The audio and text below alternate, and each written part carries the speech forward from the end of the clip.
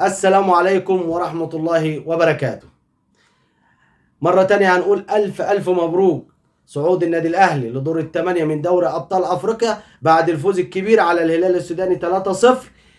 مارسيل كولر صاحب التلاتات، رقم بقى ثابت عند مارسيل كولر. أي فريق عايز يشيل ثلاثة يجي لمارسيل كولر والنادي الأهلي وهو يشيل الثلاثة. وانفراجة كبيرة أوي أوي في سداد غرامة الكابتن محمود عبد المنعم كهربا، أقصاها الخميس، وغرامات كبيرة أوي تلاحق الهلال السوداني بعد الأحداث المؤسفة اللي حصلت امبارح من لاعبي الهلال في استاد القاهرة. ولكن في البداية يا سادة، يا ريت كل اللي بيشوفنا يدعمنا بلايك واشتراك في القناة فضلا وليس امرا، دعما لحبيبك واخوك سوبر اهلاوي. لو حضرتك اول مرة تشوفنا او اول مرة تتابعنا، تكرم علينا باشتراك في القناة ولايك على الفيديو. وانفراجة كبيرة قوي في سداد غرامة النادي الاهلي او غرامة كهرباء لنادي الزمالك.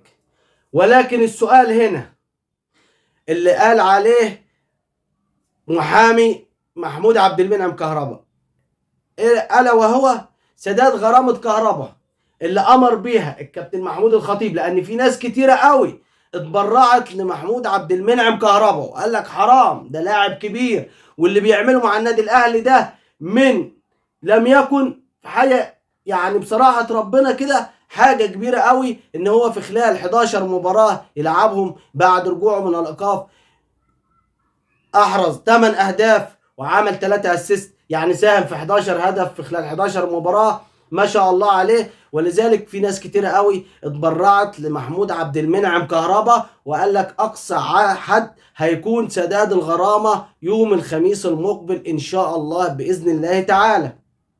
قال لك ولكن الناس اللي اتبرعت لمحمود عبد المنعم كهربا قال لك ما تذكرناش بالاسم ولا تقول مين اتبرع لي ولا مين هيتبرع لي. وزي ما قالوا زي ما قلنا الكابتن محمود الخطيب امر بسداد الغرامه واقصى حد هيكون يوم الخميس، وده زلزال جديد وانفراجه كبيره قوي في سداد غرامه محمود عبد المنعم كهربا اللاعب المحترم اللي باللي عمله واللي بيعمله حاليا بعد الايقاف والانتقادات الكتيره اللي نالته، وكان كله بيقول لك خلاص مش هيشمها تاني ولا هيلعب كرة تاني. ولكن ربك سبحانه وتعالى بيجي مع المظلوم، علشان كده ربنا اكرمه حتى في مباراة امبارح اللي كنا محتاجين فيها 1-0. هو من بادر وبدأ بالتسجيل في مباراة الهلال السوداني. ولكن الغرامة طبعا دلوقتي هتتسدد لنادي الزمالك على طريق بنك مصر اللي هو محجوز عليه من ممدوح عباس في حساب نادي الزمالك، ولا هتتسدد في اتحاد الكرة؟ ولو اتسددت في اتحاد الكرة هل اتحاد الكرة هيدي الزمالك فلوسه كلها ولا هيخصم الفلوس اللي ليه؟ فطبعا النادي الاهلي عاوز يلعب لعبة كبيرة قوي، هي يا اما يسدد في الحساب اللي مبعوت له عليه اللي هو حساب بنك مصر لنادي الزمالك، ولكن ده الحساب ده موقوف، يبقى نادي الزمالك ما استفادش من الغرامه، او بمعنى صح مش هيستفاد من الغرامه ولا يقدر يسحب الفلوس، او يدفعها زي ما قال محامي محمود كهربا ان هو ممكن يدفعها في اتحاد الكره. وفي الحاله دي الاتحاد الكره هياخد فلوسه كلها بالكامل من نادي الزمالك قبل ما يرسل باقي المبلغ لنادي الزمالك، وكده انفراجه وانحلت على محمود عبد المنعم كهربا وهيلعب تاني ان شاء الله وهيبدع مع النادي الاهلي. وفي كلا الحالتين الاهلي مش خسران، يوم كده ولا كده الاهلي ممكن اي عقد بيع لان محمود عبد المنعم كهربا هيرد اللي عليه بزياده وكتير قوي، وتالق لتالق دايما ان شاء الله باذن الله.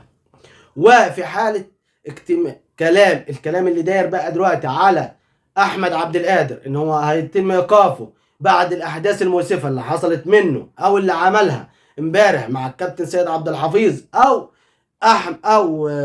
مع مارسيل كولر المدير الفني، او الكلام البوست اللي نزله على الانستجرام الخاص بيه. طبعا دي حاجات خاصه باداره النادي الاهلي بإدارة الكرة في النادي الأهلي دي ما نقدرش نتكلم فيها ولا نقول إن إحنا عايزين يتغرم أو يتأدب، ولكن هنقول لك كلمة واحدة يا أحمد عبد القادر، إن أنت لاعب كبير وعايزينك كبير، لأن يا ابني اللي بيخرج من النادي الأهلي ما بيذكرش اسمه تاني ولا حد بيشوفه في أي بطولات، واسأل اللي قبلك قبل كده، فالتزم أحسن ما تلقى نفسك خارج النادي الأهلي وما يبقى لكش مستقبل بعد كده غير في النادي الأهلي إن شاء الله.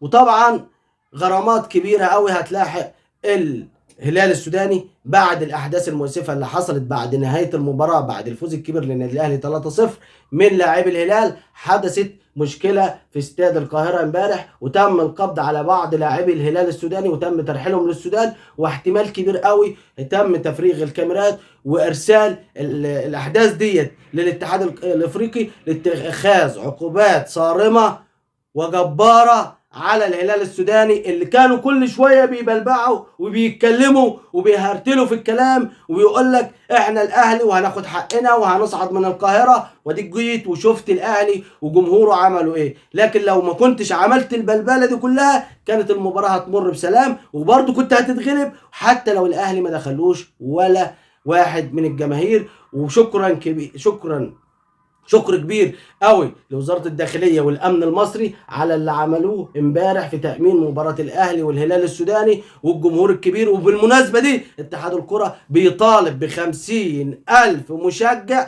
في نهائي كأس مصر بين بيراميدز والنادي الأهلي، ودي انفراجة كبيرة إن شاء الله في حضور الجماهير، وألف شكر.